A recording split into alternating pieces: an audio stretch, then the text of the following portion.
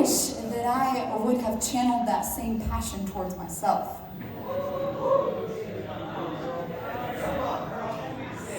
I wish that, you guys are going to laugh because you know it's true. I wish that I would have spent that energy actually looking in my own heart. And I remember the day the Lord asked me, Stasia, what if he never changes? What if he never changes? I mean, he's an amazing guy. That's not the point. But you know, like in the moment where everything is so dramatic and amplified, I just heard this invitation from the Lord to actually take the opportunity to humble myself and to realize there's a power of one in this marriage, and what if one person begins to change?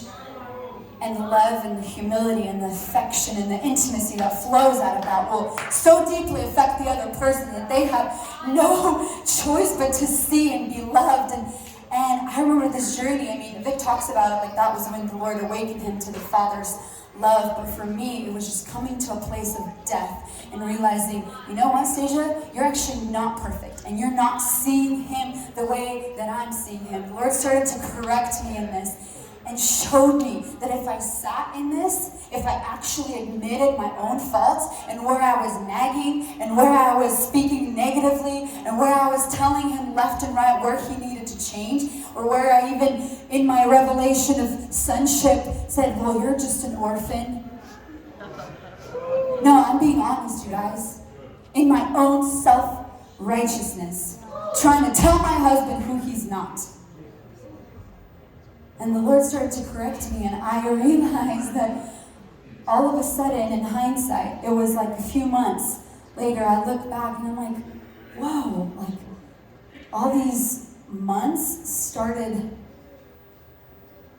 to change me, but I wasn't looking at him. I realized in that time, he had this deep encounter with the heart of the Father. I wasn't even praying for him, you guys. I wasn't even trying to work on him anymore. But I realized that when I began to admit my faults and in the secret place allowed the Lord to disciple me and to correct me.